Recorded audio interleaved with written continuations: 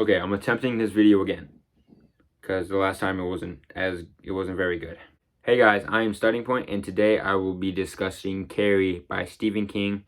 This book was written in 1974, and this was Stephen King's first published novel.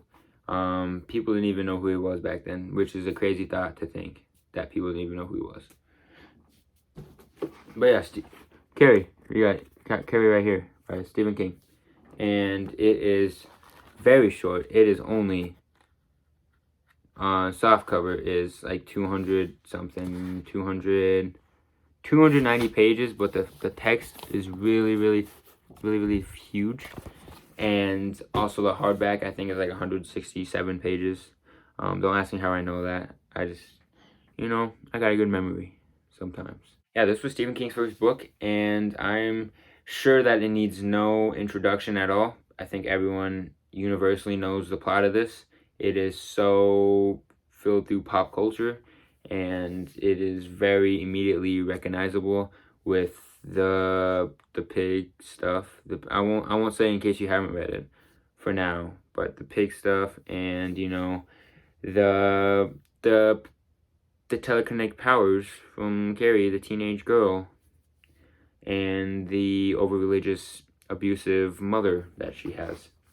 Yeah, I'm sure everyone and their mother knows this plot, but that doesn't mean you shouldn't read it, if you haven't read it yet. I read it in 2 or 3 days. It was a quick read. It's a very simple premise. It's a very simple, short premise, and I think it does its job effectively for how short it is. And it almost serves as a novella, if I'm being honest, because reading different seasons,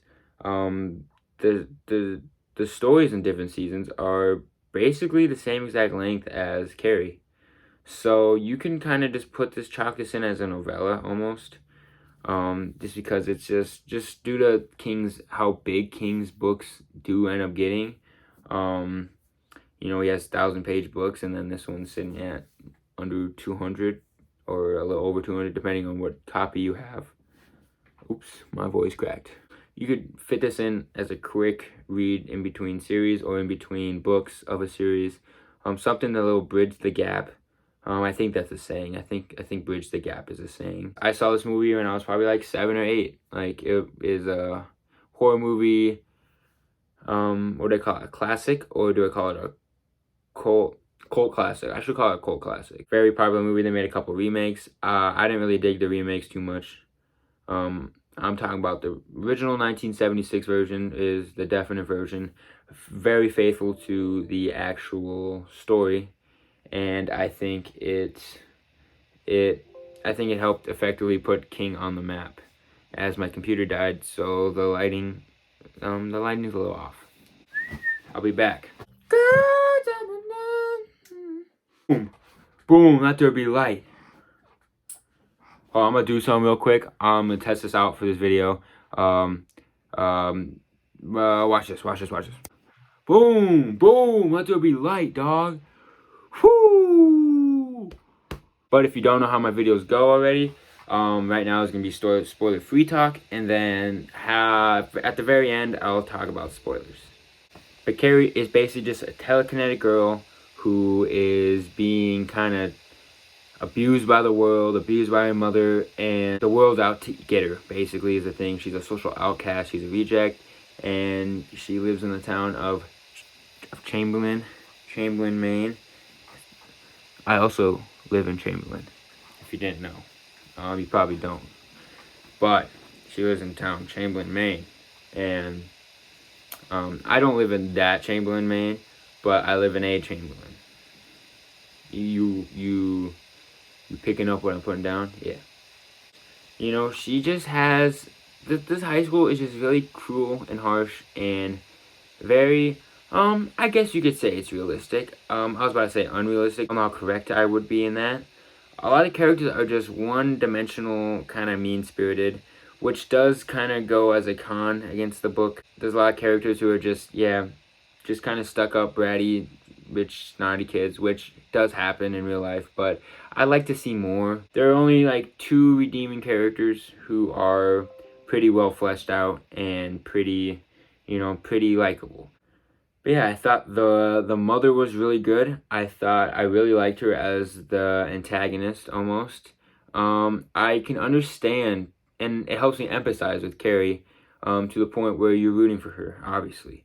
But yeah, the mother does a great job at showing the downsides to being super religious, and that's like having it basically define your personality. When you do it, that's all you think about. All you think about is praying and being good, and then they're out of their way. Not they're being sociopaths and they're being big meanies, and because they pray, they don't have to get punished for it. She's a very bad mother. She shunned her from the world. She's been having telekinesis for a very long time. It wasn't really prominent until recently for her. Sorry, I did not complete my thoughts on this. I got off topic. But what I was gonna say is just that she got these telekinetic powers, and she doesn't. It wasn't prominent for her until like recently, and her mom kind of obviously treated it as a bad thing and made it end up being a lot worse. But for now, you got the other characters, Sue and Tommy Ross, who are just people you root for. And then you got Carrie, who you root for, and you want her to overcome her bullies and all the mean people in her life. And when she does, you're kind of rooting for her. I'd say you root for her. I'd say you'd be rooting for her when she does. But I just thought it was. I thought the high school environment too was also very neat. I thought it was pretty realistic. I thought it was pretty accurate. Um, and for Stephen King to be writing his first novel about a high school girl, and the first scene about them showering, I thought he did a good and tasteful view. I didn't think it was through the eyes of a man. I thought it did a good job at presenting it through the eyes of a teenage high school girl going through changes. I thought it was very realistic, even though I'm not a woman myself, so I can't really confirm it. I guess I really have no place in saying it. But to me, it sounded pretty accurate. You know what I mean? And then just the themes of this story, how it just being a tragedy or a downfall. You could take that as a spoiler, I guess, but I'm pretty sure you already know what this is about. I don't think spoiling anything will take away from the story. I think it's universally known already what happens. But the thing that intrigues you more is that if you want to read King thoroughly, you got to read this one because he has like a different writing style for this one than he usually does.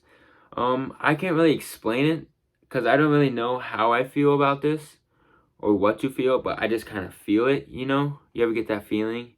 Like it's in my guts. It's in my heart. That he just has different style. One thing for sure is how he splices interviews in between the story. It's interviewing the characters in the story about Carrie, and the interviews take place after the climax, and it's spliced to before it happens. So, like, you almost get this thing where it's spoilery or not. He does that a lot. I've noticed he spoils his own books a lot of the time, which is, I don't, there was only one instance where I didn't like it, but the other instances, I thought it's been pretty fruitful. The one instance I didn't like it was in Pet Sematary. I did not like how he kind of spoiled it. I thought I just left it anticlimactic, and I thought it just like, oh, well, wah wah. Yeah, the interviews were like some of my favorite parts, and they're just interviewing characters about what happened and what they think of Carrie, and you kind of just know that no one really knew who she was, or no one really cared for her that much. She's kind of just a background character. Okay, I've done enough spoiler-free talk. I'm gonna get into spoilers. That scared me. I'm gonna get into spoilers. So I guess if you haven't read this book yet, you could click off now. Go read it real quick. Read it in like 2 days and come back to this video and, chill out and watch the spoiler-free version. All right, first thing I'm gonna talk about is the characters. I'm gonna talk about Sue Snow. She is the girl that is dating Tommy Ross, and Tommy Ross is this nice dude. They've been dating, just like a normal high school relationship. And Sue Snow is one of the popular girls, but unlike the rest, she has a heart, something that a lot of people don't have. But as some context, Carrie goes through her first period at 16. She doesn't know what it is because her mom never told her. She's freaking out. She thought she's bleeding to death, and all the girls in the locker room laugh at her. They throw tampons at her, and they they point and laugh. They do mean stuff. So the teacher goes and suspends all of them who participated for the prom coming up. And everyone's like all upset, but then she was like that one that's actually, oh, yeah, I kind of feel bad for what I did. So I like Sue Snow. She's the only character, she's one of the only redeeming characters in the book besides her and Tommy, I'd say. You kind of feel bad for her because she's just trying to make Carrie feel good. And she's trying to, just make a friend because she could tell that Carrie doesn't have a ton of friends. So she's just trying to make, her feel welcome. And so she gets her boyfriend, obviously, to set up the prom date with Carrie. And Tommy Ross is he's just a chiller, dude. He is just a chiller. That's all I'm going to say. He's just a wholesome dude. Oh, my God. He's just a wholesome dude. And he's just there for a good time. And then I think he does a really good job at talking to Carrie and actually trying to make the date be good because he wants his girlfriend to, appreciate what he did. So, I really love. And then when you get the interviews, at the end of the story and in between of Sue, and just how she empathizes with Carrie and how she doesn't feel bad, it's just Sue is just my favorite. Sue is probably my favorite character. And a very unfortunate situation happened where Sue had all her friends die. But, she tried to make the best of the situation. Chris Hardinson and Billy Nolan, who, Chris Hardinson, I think she's a rich, snotty guy. Pretty sure, her uncle's a lawyer or something. But she got really, really uptight when she got suspended for prom. And she was, dating this guy. And then Billy's like, yeah, I'm cool. I do cool stuff. I drive trucks. And then she's like, yeah, let's get Carrie back. Let's kill a pig and let's pour it on her. Yeah, that'll show him. And then we'll rig it so that Carrie gets prom queen. I think that's what happened. Or maybe they just wanted to do it on whoever won it. I forgot.